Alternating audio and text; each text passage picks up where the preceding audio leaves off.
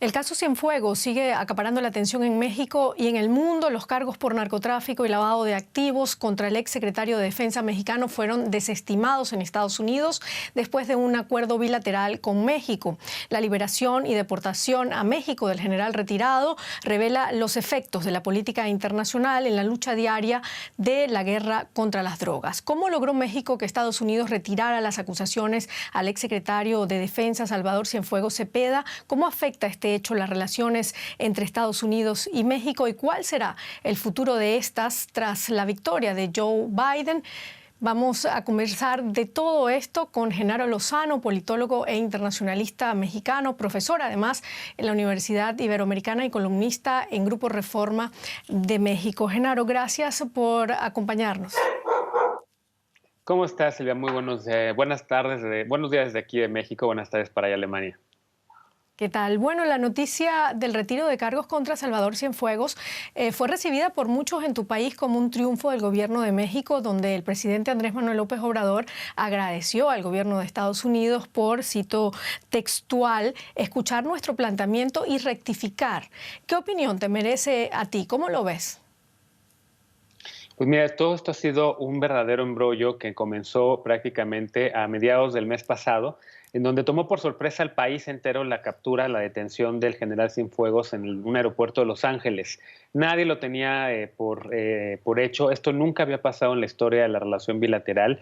Ningún secretario de Defensa en retiro había enfrentado cargos en ese sentido. Y la verdad es que sí tomó al país por sorpresa, tanto que ni siquiera el gobierno mexicano, o por lo menos lo que nos dijeron, fue que el gobierno mexicano no tenía notificación de que había esto. Posteriormente nos enteramos que la Embajada de México en Estados Unidos sí había dado notificación de que el general Cienfuegos tenía una investigación abierta, pero no se le alertó al general. Entonces, sí fue un escándalo mayúsculo en este país por el tema de una relación tan estrecha que tenemos con los estadounidenses en materia de comercio, en materia de cooperación de tráfico de armas, en materia de cooperación también de combate al narcotráfico. Originalmente lo que se había pensado es que el general iba a pasar su juicio allá en momentos en los cuales, Silvia, también por supuesto hay otras figuras de sexenios anteriores que estuvieron relacionadas con el tema de la seguridad.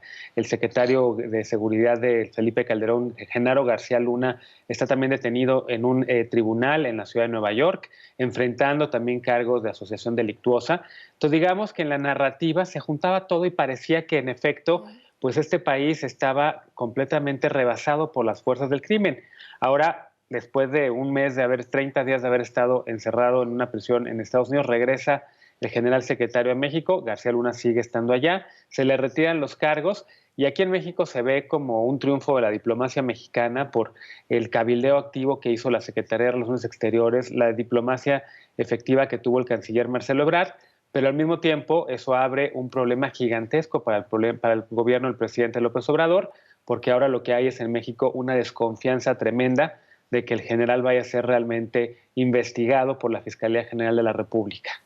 Claro, bueno, y precisamente allí voy, porque Cienfuegos fue acusado de lavado de dinero y tráfico de drogas para el cártel H2, que es una rama de un grupo criminal más grande y antiguo, que es la organización de los Beltrán Leiva, cargos que fueron además el resultado de una investigación llamada Operación Padrino, en referencia a lo que aseguran era el sobrenombre de Cienfuegos en el mundo criminal. ¿Qué va a pasar ahora con él, ahora que estará en suelo mexicano?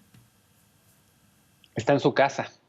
Literal, llegó al aeropuerto de la ciudad de Toluca, lo recibieron ahí agentes de la Fiscalía General de la República, lo llevaron a un cuartito, le hicieron unas preguntas, le dijeron que hay una investigación en curso, pero que es un hombre libre, se fue a su casa a dormir. El general secretario dejó los datos de dónde lo pueden contactar y dijo que estar dispuesto a cooperar con la justicia mexicana e ir a cualquier citatorio que haya en su contra. Está en su casa y prácticamente en lo que tiene que pasar ahora es que la Fiscalía arme un expediente, revise las más de 700 cuartillas que mandó el Departamento de Justicia de Estados Unidos al gobierno mexicano con todas las acusaciones en contra del general, con toda la supuesta evidencia que hay en contra de él, que son prácticamente conversaciones de un dispositivo de BlackBerry, en las que supuestamente Cienfuegos, el general Cienfuegos, se comunicaba con ese número 2 de esa organización criminal. Entonces ahora la Fiscalía tiene que revisar esas pruebas, tiene que ver si son realmente contundentes y armar una carpeta de investigación, y en efecto va a ser, yo creo que va a ser un tema largo del cual vamos a seguir hablando todavía en la primavera del año que entra. Las investigaciones son de largo calado en México, pero lo que sí te digo es que hay una desconfianza brutal en el sistema de justicia, hay una desconfianza brutal en el hecho de que el general vaya a ser juzgado, y lo que todo el mundo está dando por hecho es que el general ya se va a su casa y el asunto se terminó. ¿Y por qué es tanta desconfianza? Porque México tiene una de las tasas de impunidad más altas en el mundo. Los crímenes que aquí se perpetran tienen una bajísima tasa de procuración de justicia. Creo que está entre el 1 y el 5% de las denuncias que llegan a la Fiscalía, las cuales acaban terminando en un juicio o acaban terminando en una sentencia. Porque en México la justicia durante muchos años se ha comprado por corrupción, porque en México hemos encontrado casos de jueces y juezas corruptos que lo mismo protegen los intereses de grandes empresarios que del crimen organizado, porque en México tenemos una historia larguísima de impunidad y por eso hay una desconfianza brutal en ese sentido. El gobierno de López Obrador ha querido darle la vuelta a eso, ha querido decir que ahora con la Fiscalía General de la República, que es autónoma, no es autónoma por este gobierno, venía la autonomía, digamos, de gobiernos anteriores que han buscado o que habían empujado la autonomía y una reforma a la Fiscalía. La autonomía empezó apenas en este sexenio, pero ahora hay una prueba gigantesca precisamente en ese sentido para tratar de que la Fiscalía funcione y de que se acabe esa historia de terrible impunidad que hay en el país. Bueno, a Cienfuegos lo capturaron en el aeropuerto de Los Ángeles el 15 de octubre y en tan solo 34 días el ex general fue trasladado de vuelta a su país en un jet del gobierno de Donald Trump y puesto en libertad en suelo mexicano. ¿Cómo logró México que se retiraran las acusaciones contra el ex secretario de Defensa? Pues mira, ahí hay muchas hipótesis que hacer. Hay poca información porque ambos gobiernos, tanto el de México como el de Estados Unidos, consideran este asunto un tema de seguridad nacional, tanto que ha habido un comunicado conjunto por parte de la Fiscalía General de la República con el Departamento de Justicia de Estados Unidos. Entonces realmente nos enteramos en ambos lados de la frontera de lo que los dos gobiernos han querido que nos enteremos, ¿no? ¿Cómo lo logran? Algunas de las hipótesis que hay, y el periódico El Washington Post traía ese trascendido, al parecer México utilizó la presión y la amenaza al gobierno de Estados Unidos de retirar la presencia de agentes de la DEA o de limitar la presencia de agentes de la DEA en suelo mexicano, lo cual para los estadounidenses es una pieza clave en su monitoreo del combate al narcotráfico en México y en otros países de América Latina. A mí la verdad lo que me indica esto es que México sí sigue teniendo, a pesar de la asimetría del poder tan grande que hay entre Estados Unidos y México, a pesar de que somos los dos primeros socios comerciales respectivamente, a pesar de que tenemos una relación que data básicamente y muy intensa comercial desde 1994, muy intensa desde toda la vida socialmente por los más de 25 millones de mexicoamericanos que viven en Estados Unidos, a pesar de que tenemos una relación intensísima a lo largo de los más de 3,000 kilómetros de la frontera con gobiernos fronterizos, alcaldes, gobernadores y sociedad. A pesar de todo eso, yo creo que México hoy en día y con esta negociación se está demostrando que de repente también México tiene maneras de poder presionar y que tiene maneras de poder nivelar la relación, ¿no? Esta ha sido una relación muy compleja con Donald Trump, una relación en la cual Trump ha sacado el garrote todo el tiempo y ha amenazado a México en múltiples ocasiones, obligándonos a cambiar nuestra política migratoria, obligándonos también a renegociar el TEMEC, acusando a México de mandar a lo peor de nosotros, violadores, rateros, como decía Donald Trump. Pero creo que en este momento el canciller Ebrard y su equipo lograron poner las cartas duras sobre la mesa y decirle al gobierno de Estados Unidos, si no regresan al general Cienfuegos para que sea enjuiciado en este país, entonces pues muchas cosas van a quedarse fuera de la relación bilateral tan compleja que tenemos, ¿no? Yo creo que es un triunfo diplomático. Esa decisión de López Obrador de no felicitar a Joe Biden por su victoria hasta que no se complete el proceso electoral, ¿tiene alguna relación con esta deportación de Cienfuegos? Esa es otra de las hipótesis más favoritas que hay ahorita aquí. Yo la verdad no veo mucho en ese sentido. Yo la hipótesis que vería ahí más bien, Silvia, es que Cienfuegos le tocó trabajar muy directamente con la administración del presidente Obama y del vicepresidente Biden.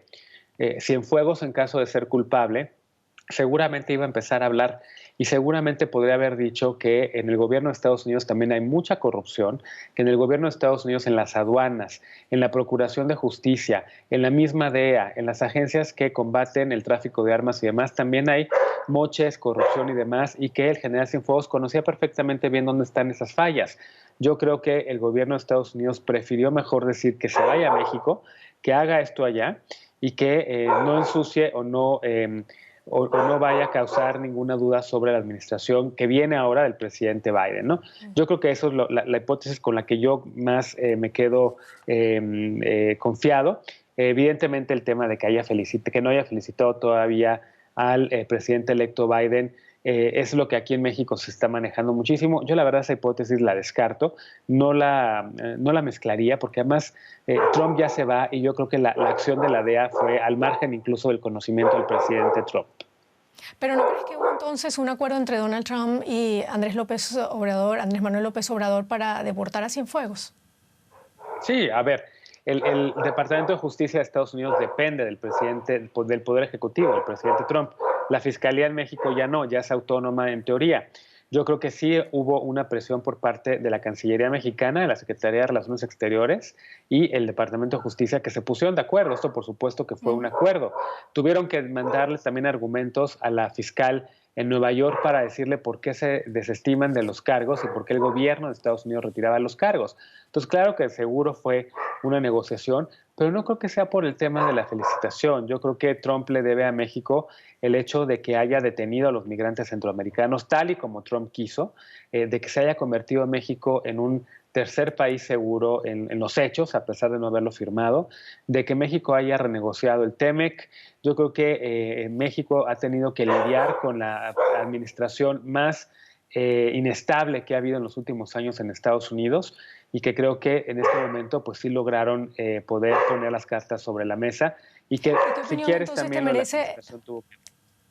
¿Qué opinión te merece a ti entonces la decisión del presidente mexicano de no felicitar a Joe Biden? ¿Por qué el presidente mexicano ha preferido mostrar una postura alejada de las tendencias globales? Merkel, Trudeau, Boris Johnson, incluso Duque y Maduro en América Latina felicitaron a Biden el día que consiguió los 270 delegados. Claro. Mira, no hay presidente oficial hasta el 14 de diciembre en Estados Unidos, eso uno.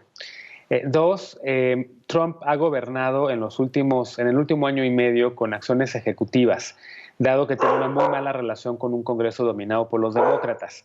Con acciones ejecutivas, Trump todavía podría cerrar la frontera entre México y Estados Unidos, frontera por la cual cruzan todos los días por lo menos 1 millón de personas, transitando para ir a trabajar de uno al otro lado de la frontera.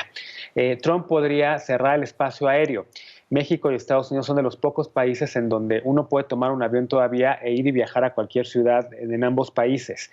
Con acciones ejecutivas, Trump podría poner sanciones. Con acciones ejecutivas, Trump podría ponerle impuestos a las remesas que mandan nuestros migrantes. Con una acción ejecutiva, Trump todavía podría ordenar redadas de mexicanos o de inmigrantes en Estados Unidos o deportar a personas. Es decir, en los 80 días que todavía le quedan como presidente, un exabrupto de Donald Trump podría todavía causarle muchísimo daño a mexicanos en Estados Unidos, a inversiones mexicanas en Estados Unidos y a la frontera y a toda la vida que hay allá.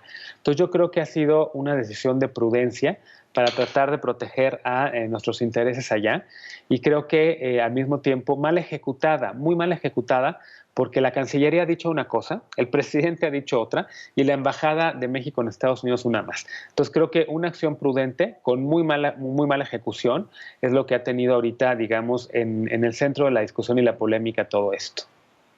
Bueno, has hecho un repaso bastante claro de todas las decisiones que ha tomado Donald Trump hasta ahora con respecto a su vecino México. ¿Tú crees que la victoria entonces de Joe Biden es una buena noticia para tu país?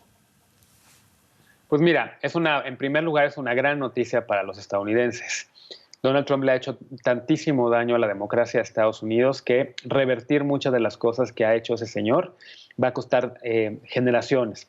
Tan solo pensar en los 3 jueces de la Suprema Corte de Justicia que nombró Trump, que van a tratar de limitar derechos ganados en Estados Unidos como matrimonio igualitario o el derecho a decidir.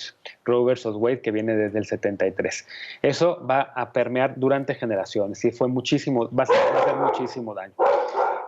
Para el mundo también creo que es una gran noticia, porque Biden va a regresar al plano multilateral con el Acuerdo de París, va a regresar también, por supuesto, a la negociación y al diálogo bueno con la OTAN, va a regresar a la Cumbre de las Américas, le va a dar prioridad, va a regresar a los temas de Centroamérica, porque a Biden le interesa mucho el desarrollo de Centroamérica, fue su tema como vicepresidente.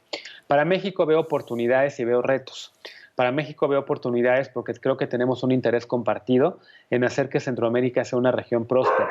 El canciller Ebrard tiene dentro de sus metas el desarrollo de Centroamérica para tratar de evitar que haya más migraciones centroamericanos hacia México y hacia Estados Unidos, porque México también ya es un país receptor de migrantes.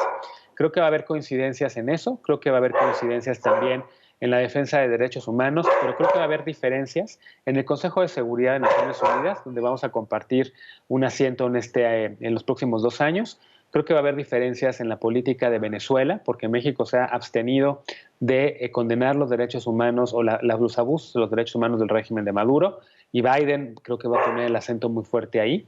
Creo que va a haber coincidencias en la política de Cuba, porque México vio con buenos ojos la normalización de la relación con Obama, que luego Trump echó para atrás, pero creo que vamos a seguir teniendo una relación compleja como siempre la hemos tenido con Estados Unidos, una relación en donde México ha tenido que lidiar con la zanahoria y el garrote de siglos, y creo que el presidente Biden y el presidente López Obrador van a tener y van a regresar a la vieja normalidad de la relación bilateral con un encuentro muy pronto, porque tradicionalmente los presidentes de México y de Estados Unidos tienen el primer encuentro entre ambos cuando uno de ellos es electo presidente electo, al igual que con el primer ministro de Canadá. Entonces creo que regresaremos a la vieja normalidad de chantaje, de buena relación, de repente de conflicto, de repente de cooperación, la cual ha sido, digamos, la marca entre ambos países. Muchísimas gracias, Genaro Lozano, por esta entrevista.